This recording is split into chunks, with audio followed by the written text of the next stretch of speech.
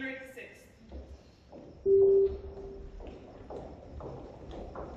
From Ireland thus comes York to claim his right and pluck the crown from feeble Henry's head. Ring bells aloud, burn bonfires clear and bright, to entertain great England's lawful king! Yeah!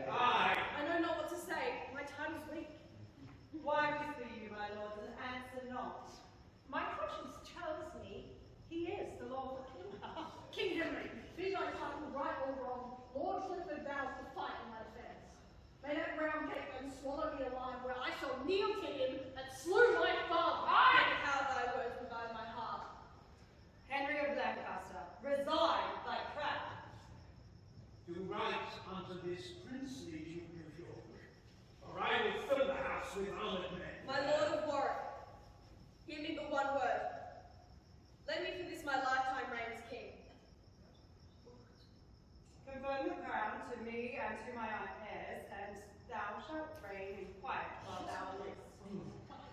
I am content. Richard Plantagenet enjoy my kingdom after my decease. What wrong is this under the prince, your son? I cannot stay to hear these articles. Come, cousin, let's tell the queen these news. Farewell, vague-hearted and degenerate king, in whose cold blood no spark of honour bides. Be thou a prey under the house of York, and die in bairns for this unmanly deed.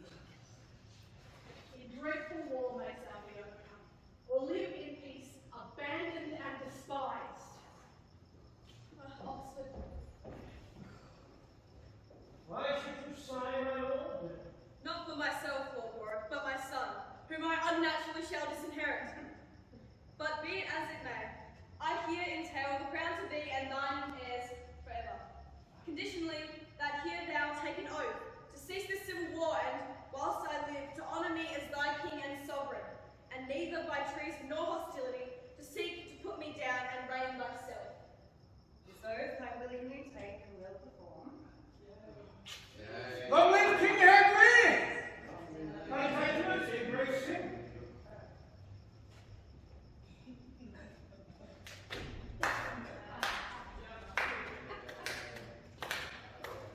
Now, York and Lancaster reconciled. Farewell, my gracious lord. I'll to my castle. And I'll keep London with my soldiers. And I with grief and sorrow to report. Here comes the queen, who looks bereaved. Her anger, I'll steal away. So will I. Nay, no more from me, I will follow thee. Be patient, gentle queen. I will stay. Who can be patient in such extreme? Wretched man, when I had died a maid and never seen thee, never born thee son, seeing thou hast proved so unnatural a father, hath he deserved to lose his birthright? Father, you cannot disinherit me. If you be king, why should not I succeed? Pardon me, Margaret, pardon me, sweet son. The Earl of Warwick and the Duke enforced me. Enforce thee? Art thou king and wilt be forced? I shame to hear thee speak. Ah, timorous French! Thou hast undone myself, thy son, and me. Had I been there, which am a silly woman, the soldiers should have tossed me on their pikes before I would grant that act. But thou preferred thy life before thine honour, and seeing thou dost, I here divorced myself both from thy table, Henry, and thy bed, until that act of Parliament be repealed, whereby my son is disinherited. Thus do I leave thee. Come, son, let's away. Our army is ready. Come, beloved. Stay, gentle Margaret, and hear me speak. No, that's far too much already. Get thee gone. It's okay, Henry. Let's ride to Clifford and Somerset. Maybe we can win them back. I am wise,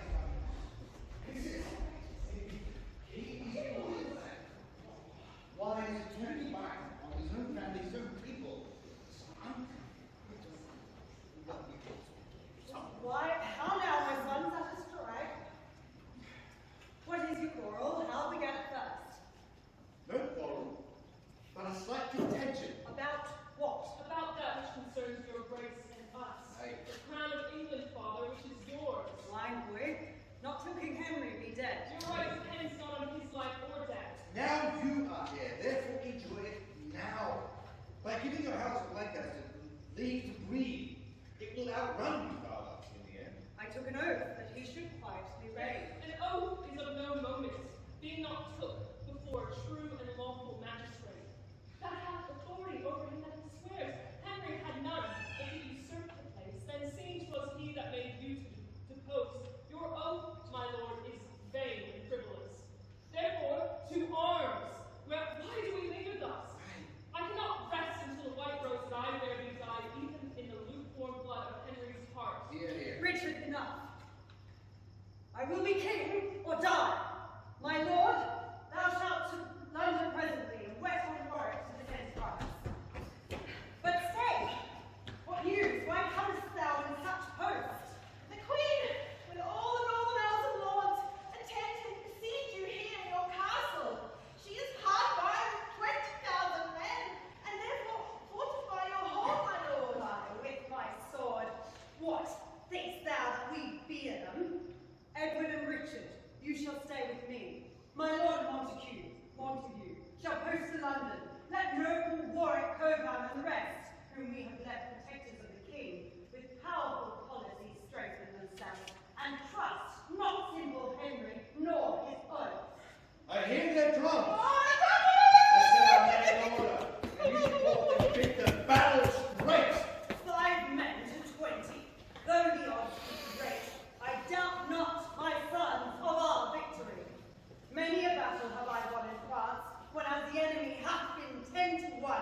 Why should I not now have like success? Hurrah!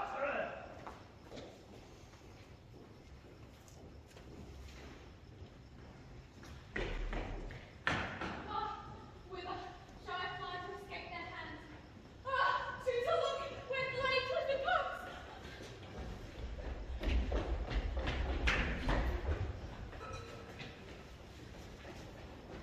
Archibald, murder not this innocent child, lest thou be hated, both of God and man. Come. No, Chaplain, thy priesthood saves thy life. As the brat of this accursed duke whose father slew my father, he shall die. Oh, let me pray. Let me before I take my death, to thee I pray, sweet Clifford, pity me. Such pity is my razor's point affords. God, let me live at present all my days, and when I give occasion to offence, then let me die. For now thou have no cause. No cause. Thy father slew my father. Therefore, die.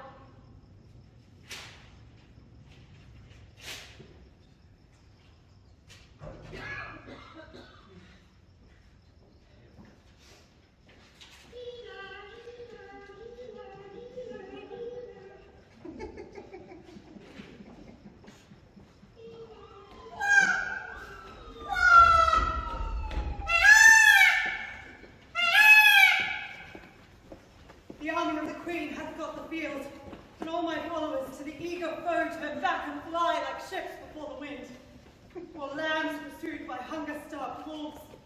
My sons, God knows what hath bechanced them. Ah, hark! The fatal followers do pursue. I am faint, and cannot fly their fury.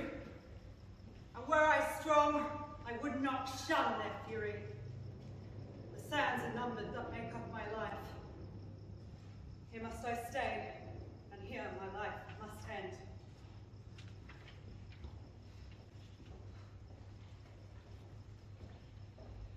Come, bloody Clifford and rough Somerset, I dare your quenchless fury to more rage. yield to our mercy, proud Plantagenet. Aye, for such mercy as his ruthless arm, with downright payment, showed unto my father. Hold down, Clifford.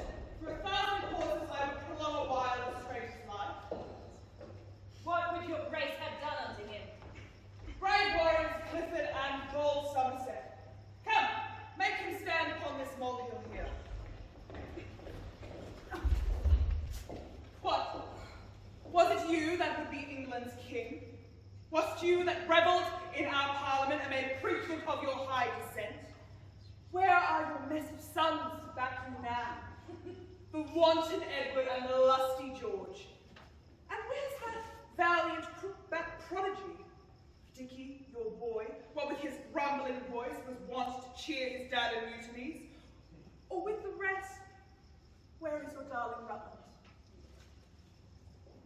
That valiant Clifford with his rapier's point, look you, I stained his napkin with the blood, made issue from the bosom of the boy, and if thine eyes can water for his death, I give thee this to dry thy cheeks withal. I prithee grieve to make me merry, York. York cannot speak unless he wear a crown. A crown for York, Lord bow low to him, hold to his hands and set it on. Ah, marry, sir, now he looks like a king. Off with the crown, and with the crown his head. That is my office, for my father's sake. Nay, stay. Let us hear the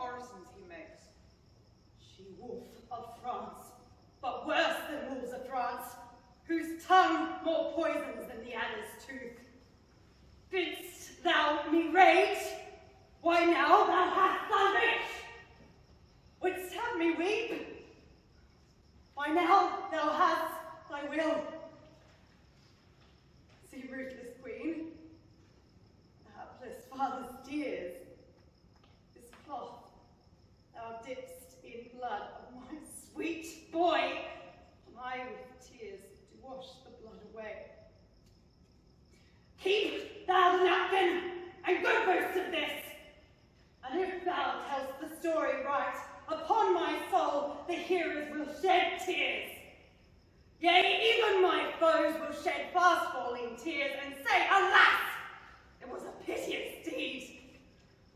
There, take the crown, and with the crown my curse, and in thy need such comfort come to thee, as now I reap at thy too cruel hand.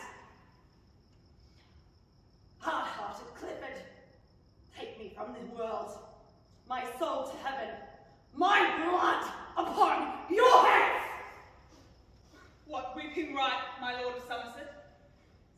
Think but upon the wrong he did us all, and that will quickly dry thy melting tears. Here's to my honor.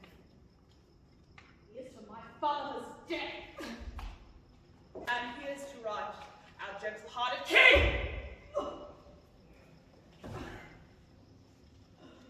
Open thy gates of mercy, gracious God. My soul flies through these wounds to seek out thee.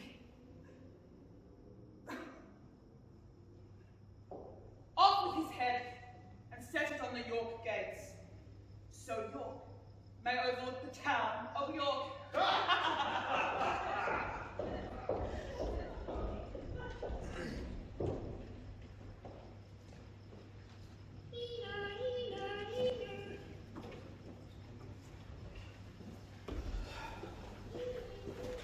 I wonder how our princely father escaped. Anything came, we should have heard the news. And there's my brother. Why is he so sad? I cannot joy until I be resolved where our right valiant father is become. But what art thou, whose heavy looks foretell some dreadful story hanging on thy tongue? Oh, one that was a woeful looker on, when Mr. Noble Duke of York was slain. Your princely father and my loving lord. What happened? By many hands your father was sworn, but only slaughtered by the ireful arm of unrelenting Clifford the Queen. Oh, speak no more, for I've heard too much. I cannot weep. To weep is to make less the depth of grief. Tears then for babes, blows and revenge for me. Richard, I bear thy name. I'll avenge thy death, or die renowned by attempting it. Hello, fellows. What fare? What's the news abroad? More dead man, which held 3 dearly as his soul's redemption, is by the stern Lord Clifford done to death. 10 days ago, I drowned these news in tears. And now, to add more measure to your woes, I come to tell you things since then befallen. After the bloody fray at Wakefield Fort, I, then in London, keeper of the king, marched towards St. Albans to intercept the queen. But whether 'twas the coldness of the king, or whether 'twas report of her success, or more than common fear of Clifford's rigor who thunders to his tactics, blood and death, I cannot judge.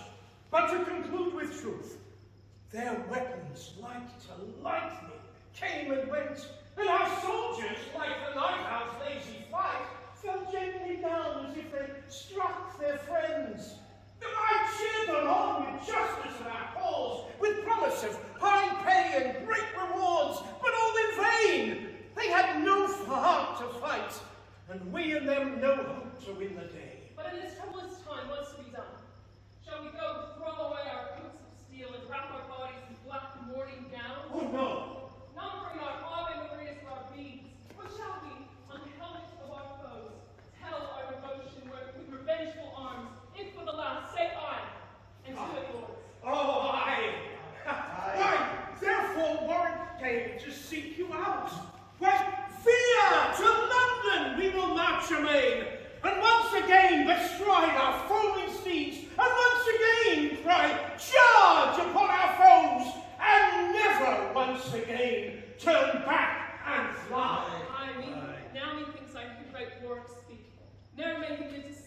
sunshine day that cries retire Aye. or forbid him stay. Lord Warwick, on thy shoulder will I lean, and when thou failst, as God forbid the hour, must Edward fall, which peril heaven will fend. No longer Earl of March, but Duke of York. The next degree is England's royal throne. For King of England shalt thou be proclaimed in every borough as we pass along. And he that throws not up his cap for joy shall for the fault make forfeit of his head. King Edward, valiant Richard, Montague, stay no longer dreaming of renown, but sound the trumpets and about our task. Yea. Then, Clifford, were thy heart as hard as steel, as thou hast shown it flinty by thy deeds, I come to pierce it, or to give thee mine. Aye. Let's strike out the drums. God! I say God! For us! But now, how? What news? Duke of Norfolk sends you word by me. The Queen is coming with a mighty host, and craves your company for speedy counsel. Why then at swords, brave warriors, let's away!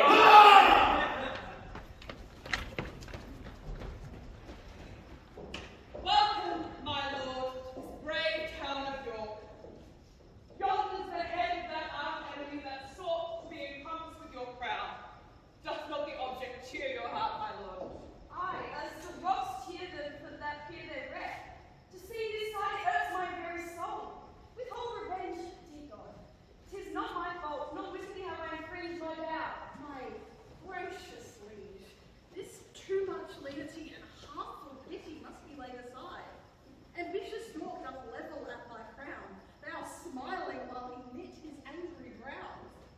He, but a duke, would have his son a king, and raise his issue like a loving sire.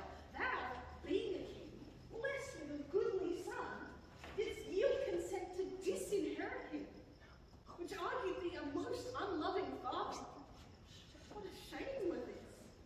Look on the boy, and let his radiant face with promise of successful fortune steel thy melting heart to hold thine own, and leave thine own with him. But Clifford, tell me, sound never hear that things ill-got have ever bad success? And happy always was it got that son, whose father was for his hoarding went to hell? I'll leave my son my virtuous deeds behind, and would my father have left me no more. Cousin York, would thy best friends did know how it doth grieve me that thy head is here.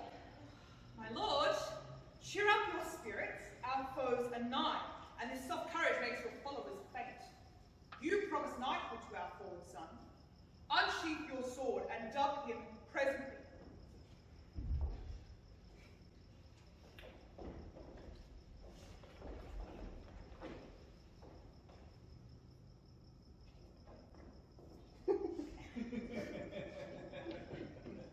Edward Plantagenet, arise tonight, and learn this lesson. Draw thy sword in right. My gracious father, by your kingly leave, I'll draw it as a parent to the crown, and in that quarrel, use it to the death! Why, that is spoken like a toward prince. Royal commanders, be in readiness. For with a band of 30,000 men comes Warwick, back in